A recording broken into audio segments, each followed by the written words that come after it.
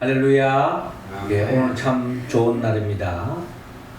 우리를 통하여 영광 받기를 기뻐하시는 우리 하나님, 이 시간 우리 예배를 통하여 하나님 친히 영광 받아 주시고, 하나님께는 영광이요 우리 모두에게는 하나님의 은혜와 은총이 깃들어서 그 은혜로 한 주간 일상 속에서 어떠한 삶의 자리에서도 항상 기뻐하고 쉬지 말 기도하고 범사에 감사함으로 하나님의 나라를 살아가는 우리 모두가 되기를 주의 이름으로 축원합니다. 이번 주간에 추석 연휴가 있습니다. 추석 때 한가위가 되어지면 많은 사람들이 보름달, 한가위 보름달에 관심이 많습니다. 전통적으로 이 보름달을 바라보면서 많은 사람들이 품고 있는 소망을 아뢰는 경우가 많습니다. 그러나 우리 믿는 사람은 보름달에게 비는 것이 아니라 보름달을 창조하신 하나님께 우리의 소망을 안고 하나님께 아뢰면 하나님은 그 기도를 응답해 주실 줄로 믿습니다. 보름달처럼 충만한 우리 마음속에 소원이 하나 있다면, 아니 더 나아가 특별히 성경에 나타나 있는 많은 믿음의 사람들의 공통적인 소망이 있었습니다. 그 소망은 다름이 아니라 죽어서 하나님 나라에서 즉 천국에서 영생 복락하는 것, 이것이 믿음의 사람들의 소망이라는 것입니다. 그리고 그 소망은 여기 머물지 않습니다. 죽어서 천국 가서 영생 복락하는 것뿐만 아니라 이 땅에서도 천국을 맛보고 천국을 미리 누리고 하나님의 나라를 살아가는 것, 이것이 진정 믿음의 사람들이 품는 소망이라는 겁니다. 우리의 소망이죠. 죽어서 천국과 영생 복락할 뿐만 아니라 이 땅에서도 매일매일 하나님의 나라를 사는 것, 이를 위해서 우리가 신앙생활하고 교회생활하고 믿음의 길을 걸어가고 있는 것입니다. 이러한 소망은 우리 믿음의 사람들의 소망일 뿐만 아니라 하나님 아버지의 가장 바라는 소망이요, 예수님께서 이 땅에 오신 목적도 바로 여기 있습니다. 하나님 아버지의 그 바람, 우리를 향한 그 바람, 그 소원을 이루어드리기 위해서 예수님께서 친히 인간의 몸으로 이 땅에 오신 거죠. 궁극적으로 하나님의 바람, 믿음의 사람들의 바람, 그것은 바로 하나님의 나라를 사는 겁니다. 영원토록. 그러면 죽어서 천국 갈 뿐만 아니라 이 땅에서 우리가 매일매일 그 하나님의 나라를 만끽하기 위해서는 우리는 어떤 삶의 길을 걸어가야 합니까? 주님은 오늘 본문 23절을 통하여서 주님을 신뢰하라고 먼저 말씀하고 있습니다. 자, 23절 말씀 같이 한번 읽어봅시다. 시작. 예수께서 성전에 들어가 가르치실새 대제사장들과 백성의 장로들이 나와 이르되 내가 무슨 권위로 이런 일을 하느냐, 또 누구가 이 권위를 주었느냐. 아멘. 자, 오늘 성경 본문 23절은 이렇게 시작하고 있습니다. 예수께서 성전에 들어가 가르치실새. 예수님은 하나님 나라를 확장하기 위해서 성전에서 하나님의 복음을 선포했던 것입니다. 그때에 대제사장들과 백성의 장로들이 나와 이르되 네가 무슨 권위로 이런 일을 하느냐, 또 누가 이 권위를 주었느냐 하면서 한마디로 문제시하면서 시비를 걸어오는 대제사장들과 백성의 장로들을 바라볼 수 있습니다. 자, 여기에 대해서 예수님이 답변하죠. 24절에 나도 한 말을 너희에게 물으르니 너희가 대답하면 나도 무슨 권위로 이런 일을 하는지 이르리라 라고 하면서 예수님께서 다른 화제를 돌리면서 다른 관점에서 답변을 하시려고 먼저 질문을 하고 있습니다. 그 내용은 요한의 세례가 어디로부터 왔느냐, 하늘로부터 왔느냐? 하늘로부터냐? 사람으로부터냐? 라고 예수님이 되물어 질문하고 있습니다. 요한의 세례가 어디로부터 왔느냐? 하늘로부터 왔느냐? 하나님이 허락하시고 하나님이 권위를 주셔서 세례를 베푼 것이라고 생각하느냐? 아니면 그냥 임의로 세례 요한이 임의로 자기 생각에 그냥 세례를 베푼 거라고 생각하느냐라고 묻습니다. 그때 그들이 서로 의논합니다. 만일 하늘로부터라 하면 어찌 그를 믿지 아니하였느냐 할 것이요. 그렇죠? 이 대제사장들과 장로들과 바리새인 서기관들은 거의 다 이 세례 요한의 권위를 인정하지 않았습니다. 세례 요한의 말씀대로 회개하지도 않았습니다. 그러니까 세례 요한과의 거리를 두고 살았던 거죠. 그래서 그들이 세례 요한의 하늘로부터라면 왜 하나님이 권위를 준 세례 요한이 촉구한 그 회개의 말씀을 듣지 않고 회개하지 않았느냐라고 예수님이 말씀할 것이기 때문에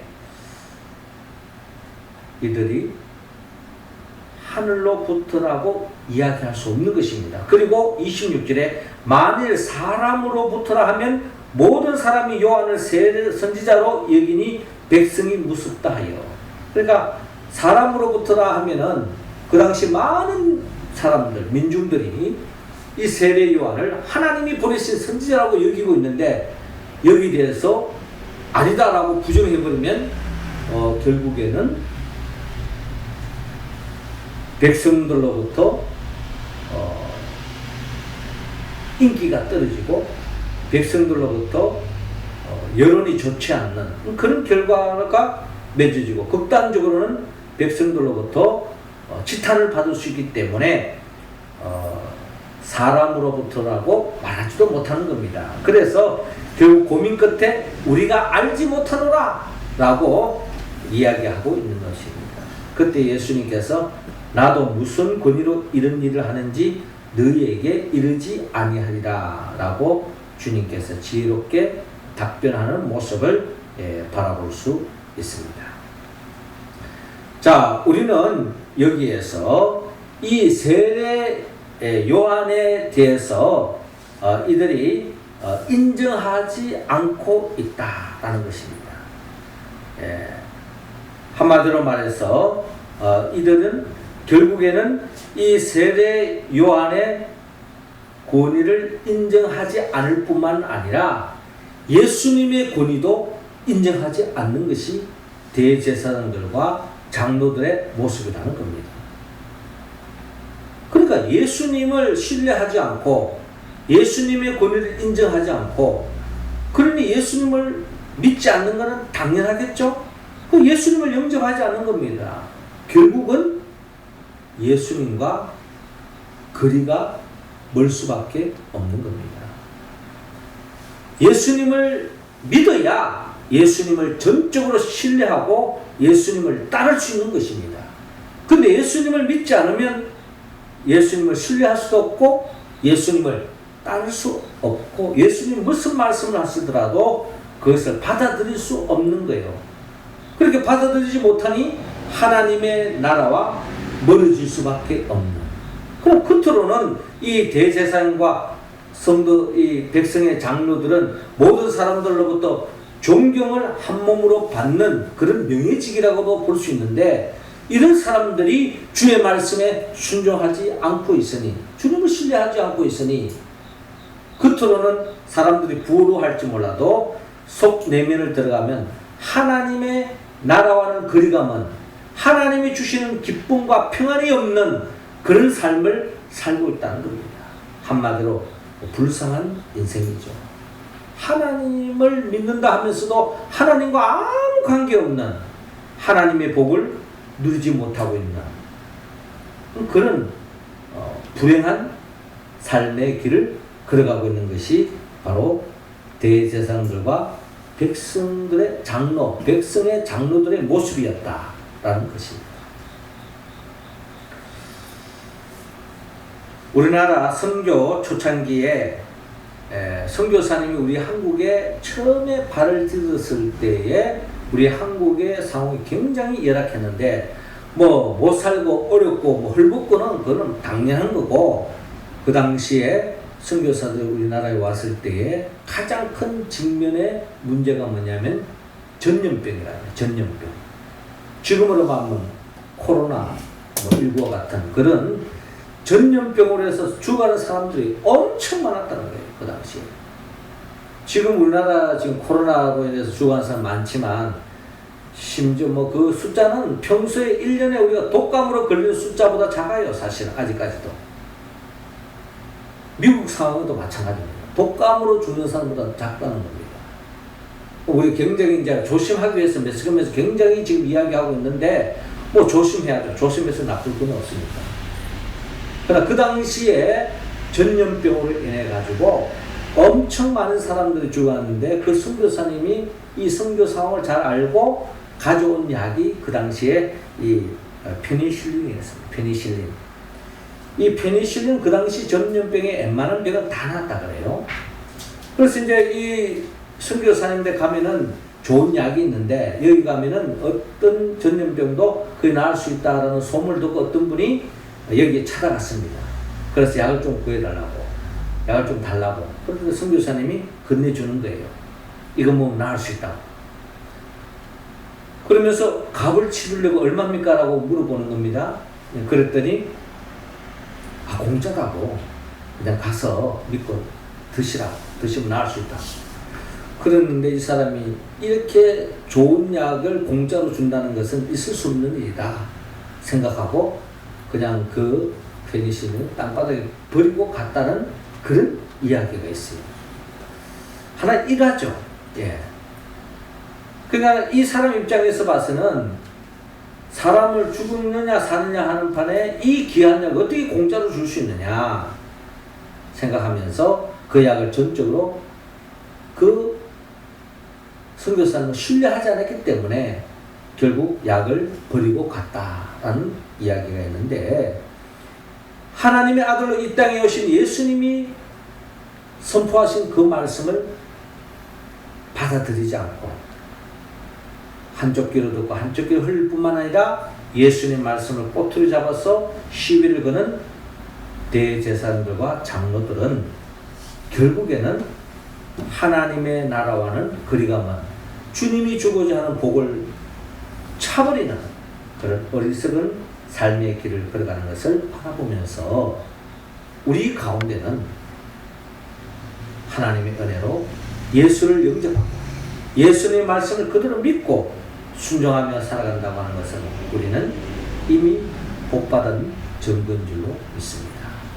우리가 그 주님을 전적으로 신뢰하고 마치 양이 목자를 따라가는 것처럼 전적으로 주님을 신뢰하고 믿고 따라 나갈 때에 결국 주님은 우리를 푸른 초장 쉴만한 물가로 인도해 주실 뿐만 아니라 때로는 목자 되신 주님이 우리를 사망의 엄청난 골짜기로 인도할 때도 있습니다. 왜 우리에게 이런 어려움을 주느냐, 왜 이런 환난을 주느냐, 왜 저 넓은 길을 나누고 왜 이런 골짜기로 우리를 인도하느냐라고 하는 생각이 들 때도 있는데, 믿고 따라가면 시편 기자의 고백처럼 원수의 목전에서 내게 상을 차려주시고 내 잔이 넘치나이다 라고 시편 기자 다윗은 고백하지 않습니까? 다윗의 인생 이야기예요. 주님을 믿고 의지하고 갔더니 더 없는 복을 받았다. 그런데 주님을 의지하고 나아가는 길에도 어려움이 있더라. 때로는 환난을 겪더라. 그러나 그 환난으로 끝나는 것이 아니라 그것이 하나님의 은혜로 전화위복이 되어서 더 큰 복을 받았다라는 것이 시편 기자 다윗이 시편 23편을 통한 고백 아니겠습니까? 내 잔이 넘치나이다. 그렇습니다. 우리가 전적으로 하나님을 목자로 믿고 신뢰하고 따라가면 그 복을 누릴 수 있다는 것입니다. 우리는 그 복을 누리고 있는 줄로 믿으시기 바랍니다. 지금은 내 눈에 확연히 보이지 않는다 할지라도 절망하고 낙심하지 말고 끝까지 믿고 나갑시다. 하나님은 반드시 우리의 삶에 부족함이 없는 복으로 채워주실 줄로 믿습니다. 두 번째로 우리의 삶의 자리에서 더 큰 하나님의 나라를 만끽하기 위해서는 주님께 회개하라고 말하고 있습니다. 29절 같이 한번 읽읍시다. 시작. 대답하여 이르되 아버지 가겠나이다 하더니 가지 아니하고. 자, 오늘 이어지는 주님의 말씀 27절 보니까 예수께 대답하여 이르되 우리가 알지 못하노라 하니 예수께서 이르시되 나도 무슨 권위로 이런 일을 하는지 너에게 이르지 아니하리라 라고 말씀하십니다. 그러면서 이어서 말씀하시기를 그러나 너희 생각에는 어떠하냐. 어떤 사람에게 두 아들이 있는데, 그러니까 어떤 사람이 두 아들을 두고 있었던 것 같아요. 그런데 큰아들 맏아들에게 오늘 포도원에 일손이 부족하니까 가서 일 좀 해라 라고 이야기했던 것 같습니다. 그랬더니 이 큰 맏아들이 하는 말이 아버지 가겠습니다 대답하는 거예요. 부모 입장에서 자식들에게 이래라 저래라 할 때가 있는데 점점 머리가 커지면 잔소리를 돌립니다. 그런데 이렇게 나름대로 이렇게 지시를 했을 때 예 하고 대답하면 대답이라도 시원하게 하면요 아주 그냥 부모 입장에서 기분이 좋습니다. 예. 자, 그런데 그거까지는 좋았는데 아버지 가겠나이다 순종하겠습니다 하는 의미죠. 그런데 결국에는 말을 시원하게 했는데 행동으로는 가지 않았다는 겁니다. 자, 그런데 둘째 아들은요 가서 또 그와 같이 말하네. 포도원에 가서 일 좀 하라 그랬겠죠. 그런데 대답이 싫어요 실소이다 이렇게 이야기합니다. 아버지 마음이 좀 더 아팠겠죠. 섭섭하고. 그런데 이 아들이 뒤늦게 생각하니까 아버지가 내보고 포도원에 가는 건 뭐가 좀 이유가 있겠다. 일손이 많이 부족한가 보다 하고 뒤늦게 뉘우치고 포도원에 가서 일을 했다는 겁니다. 자, 그래서 31절에 그 둘 중에 누가 아버지의 뜻대로 하였느냐. 누가 아버지 뜻대로 하느냐. 첫 아들은 대답은 시원하게 했는데 결국 하지 않았고 둘째 아들은 대답은 시원찮았는데 뒤늦게 회개하고 포도원에 가서 열심히 일했다. 누가 아버지의 뜻을 이뤘느냐. 둘째 아들이다. 예수님께서 말씀합니다. 내가 진실로 너희에게 이르노니 세리들과 창녀들이 너희보다 먼저 하나님 나라에 들어가리라 라고 말씀하고 있습니다. 지난주에 우리가 나눴던 말씀처럼 먼저 된 자가 나중되고 나중된 자가 먼저 된다 하는 주님의 말씀과 같은 맥을 이루고 있는 것 같아요. 이 말씀은 그 당시에 우리가 민족적으로 볼 때 유대인들이라는 사람들은 하나님으로부터 선민으로 하나님 백성으로 택함을 받았습니다.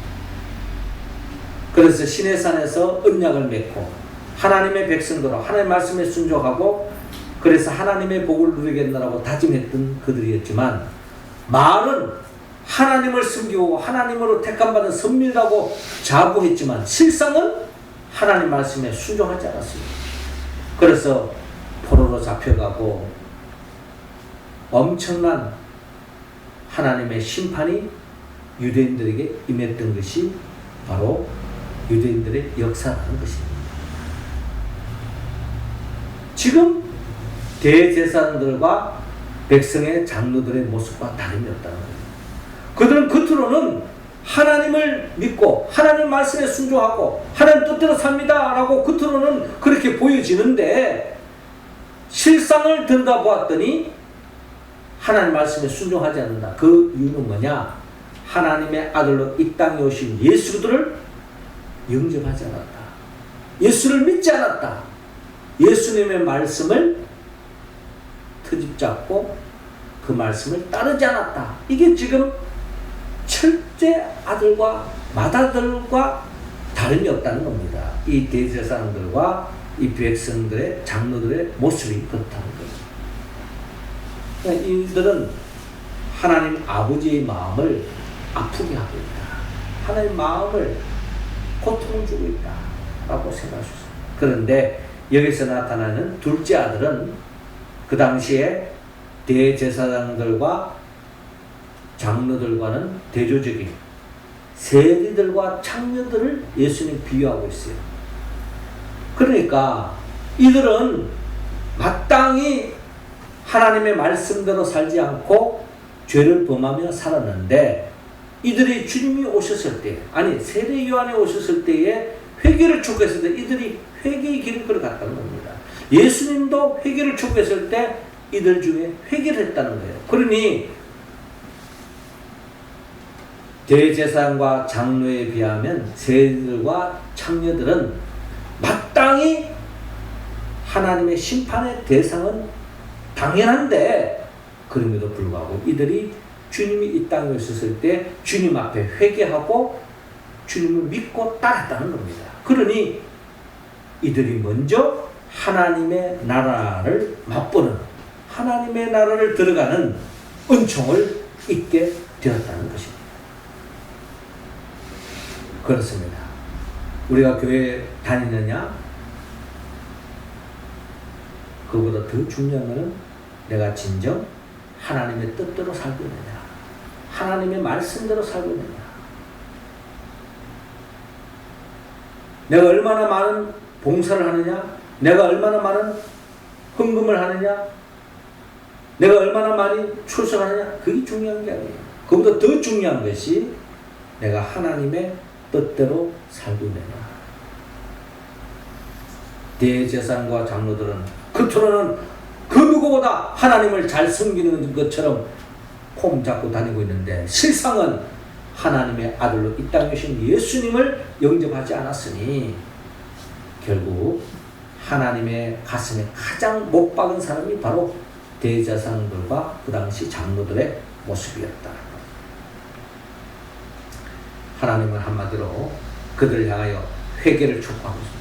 회개하지 않으면 정녕 하나님의 자녀라고 네가 말하는지는 몰라도 하나님의 나라를 맛볼 수도 없고 결국 하나님 나라에 들어갈 수도 없다 라고 주님께서 말씀하고 있는 것입니다. 비록 세리와 청년할지라도, 네가 주인을 할지라도 네 잘못을 인정하고 하나님 앞에 회개하고 용서를 빌면 살 길이 있고 하나님의 나라가 열린다는 것입니다. 독일의 어느 교회 비석에 이런 글이 새겨져 있었습니다. 그 내용은 이렇습니다. 너는 나를 주라 하면서 내 말을 듣지 않는구나. 너는 나를 빛이라 하면서 나를 보지 않는구나. 너는 나를 길이라 하면서 그 길을 가지 않는구나. 너는 나를 생명이라 하면서 얻으려 하지 않는구나. 너는 나를 전지하다 하면서도 나를 따르지 않는구나. 너는 나를 좋다 하면서도 나를 사랑하지 않는구나. 너는 나를 풍성이라 하면서 나에게 구하지 않는구나. 너는 나를 영생이라 하면서도 나를 찾지 않는구나. 너는 나를 인자하다 하면서도 내게 의지하지 않는구나. 너는 나를 존귀하다 하면서 나를 섬기지 않는구나. 너는 나를 공인이라고 하면서 나를 경외하지 않는구나. 내가 내 잘못을 정죄해도 나를 나무라지 말거라 라는 글귀가 있었습니다. 뼈가 있는 말이죠. 내가 내 잘못을 정죄해도 나를 나무라지 말거라. 정죄한다는 것은 심판을 의미합니다. 말로만 주여 주여, 말로만 예수 믿는다, 말로만 하나님을 숨긴다라고 이야기하지만 삶의 실상을 들어갔더니 하나님과는 아무 관계없는 하나님의 뜻대로 살지 않는다면 결국 복은커녕 하나님의 심판의 대상으로 저주의 길을 걸어갈 수밖에 없다. 그러므로 우리는 살다 보면 우리 가운데 완벽한 사람이 누가 있습니까? 다 우리 있어요. 어떤 면은 잘하지만 어떤 면은 부족한 면, 나는 이런 면은 잘하지만 이런 면은 부족하고, 또 저 사람은 저런 면은 못하지만 또 이런 면은 잘하는 것이 있는 것이 사람의 모습이에요. 우리 서로의 허물을 이야기할 것 같으면 끝이 없죠. 그러나 그 허물이 있다는 것은 우리 모두의 고백입니다. 틀어서 문제 안 나는 사람 누가 있습니까? 그러나 그때마다 회개하면 주님은 우리를 용서해 주시고 또 보담아 주시고 또 품어 주시고 또 다시 한 번 더 기회를 주시는 것이 우리 주님이신 줄로 믿습니다. 그 주님 앞에 회개하고 주님이 기뻐하는 삶을 살아가는 우리 모습 되기를 원합니다. 마지막 세 번째로 주님께 순종하라고 말씀합니다. 31절 같이 읽습니다. 시작. 그들 중에 누가 아버지의 뜻대로 하였느냐? 이르되 둘째 아들이니이다. 예수께서 그들에게 이르시되 내가 진실로 너희에게 이르노니 세리들과 창녀들이 너희보다 먼저 하나님의 나라에 들어가리라. 아멘. 그렇습니다. 내가 진실로 너희에게 이르노니 세리들과 창녀들이 너희보다 먼저 하나님 나라에 들어가리라. 요한이 의의 도로 너희에게 왔거늘 너희는 그를 믿지 아니하였으니 세리와 창녀는 믿었으며 너희는 이것을 보고도 끝내 뉘우쳐 믿지 아니하였도다. 끝까지 회개하지 않고 순종하지 않고 나아가는 자는 결국 세리와 창녀보다 못한 인생길을 살아갈 수밖에 없고 결국 하나님의 심판의 대상이 될 수밖에 없다라는 것입니다. 한국의 기독교가 전파될 당시에 침례교 선교사로서 페닉 선교사님이 계셨어요. 이분이 우리 한국에 처음 왔을 때에 복음을 전하면서 몇 사람을 이렇게 제자화시키는 과정 속에서 하나님 말씀을 절대적으로 순종하라는 교훈을 안기 위해서 페닉 선교사님이 이 제자들을 불러가지고 이 무를 하나씩 나누어 주었습니다. 이 페닉 선교사님이죠. 무를 하나 나눠주면서 저 바다에 가서 무를 심는데 무를 뿌리를 하늘을 향하게 하고 잎을 땅에다가 심어라 라고 제자들에게 말했습니다. 그랬더니 이제 제자들 한 10몇 명이 이렇게 밭에 가가지고 무를 심었어요. 그런데 심으면서 하는 말이 선교사님은 이 무 뿌리가 이게 열매인 줄 알고 하늘을 향하여 심으라 하는가 보다. 선교사는 뭘 몰라도 한참 모르네 하고 정상대로 우리식으로 말하면 정상대로 무뿌를 땅에다가 뿌리고 잎을 하늘을 향하게 했습니다. 그래서 이제 선교사님이 왔어요. 그런데 유독 한 사람만 선교사님 말씀 그대로 뿌리를 하늘을 향하고 잎을 땅에다가 심었다는 것입니다. 그래서 그 제자를 부르면서 칭찬을 아끼지 않았다.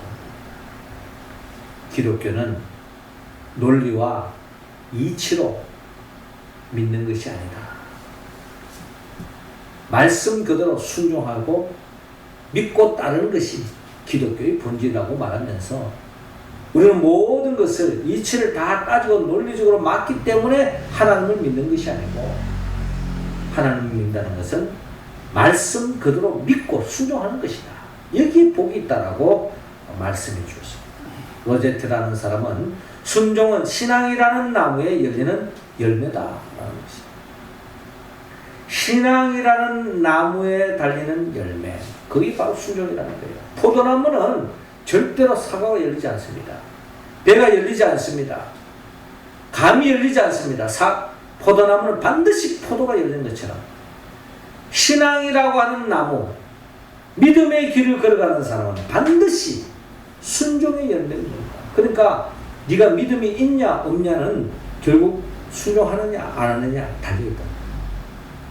아무리 교회를 다니고 아무리 믿음이 좋다라고 이야기하지만 순종 따르지 않으면 그 믿음은 흑우다. 한마디로 불합방이다 라고 이야기하죠. 그렇기 때문에 우리는 믿음의 길을 걸어가기 위해서는 반드시 순종해야 합니다. 누가 순종했습니까? 둘째 아들이 순종했고 심지어 사람들로부터 손가락 받는 세리와 창녀들이 의외로 예수의 말씀에 순종함으로, 우리가 잘 아는 삭개오도 그렇게 손가락질 받았지만 회개함으로 말미암아 주의 말씀에 순종함으로 하나님 나라를 더 크게 받는 복을 누리잖아요. 그렇습니다. 사무엘상 15장 22절에 순종이 제사보다 낫고 듣는 것이 수당의 기름보다 낫다 라고 말합니다. 순종이 제사보다 낫고 듣는 것이 수당의 기름보다 낫다. 하나님의 말씀대로 사는 것이 하나님이 가장 기뻐한다는 거예요. 하나님은 헌금을 얼마나 많이 하느냐, 얼마나 많이 봉사하느냐, 물론 중요하죠. 그러나 그것보다도 비교할 수 없는 하나님이 기뻐하는 것은 하나님의 말씀에 순종하는 사람. 하나님은 그런 사람을 통하여 영광 받으시고, 그런 사람을 통하여 하나님을 확장하시고, 그런 사람을 통하여 이 땅의 구속의 역사를 완성해 가신다는 겁니다. 우리 성도들은 주의 말씀이라면 아멘으로 받아들이고 순종함으로 참된 복을 누리는 우리의 모습 되기를 원합니다. 사랑하는 성도 여러분, 주님은 오늘 본문을 통하여 우리에게 신뢰하라고 말합니다. 그리고 잘못된 길을 갔다면 빨리 회개하고 돌아오는 것입니다. 그리고 하나님 말씀에 철저하게 순종하고 나가면 죽어서 천당 갈 뿐만 아니라 이 땅에서 하나님 나라를 더 크게 맛보며 살아갈 수 있다는 겁니다. 우리가 어떻게 이 말씀에 응답할 수 있습니까? 우리의 의지와 결단 중요합니다만 그것으로 부족합니다. 우리는 성령이 도와주셔야만이 우리는 진정 하나님의 말씀에 응답할 수 있습니다. 성령은 예수 그리스도의 영입니다. 예수님이 누굽니까?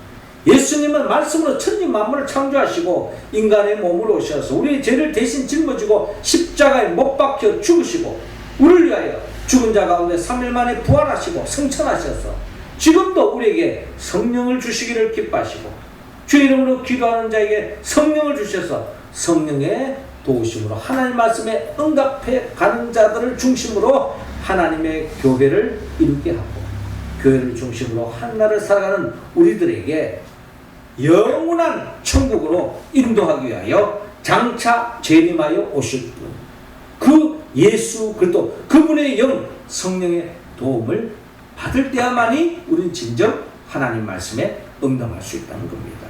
우리 모두는 기도하여 성령 충만함으로 오늘의 말씀에 응답하여 하나님께 영광 돌리고 영생복락 죽어서 천국 갈 뿐만 아니라 이 땅에서 하나님 나라를 만끽하며 살아가는 우리 모두가 되기를 주의 이름으로 축원합니다. 기도드리겠습니다. 하늘에 계신 우리 아버지, 이 시간 우리 한 사람 한 사람에게 성령의 기름을 부어 주옵소서.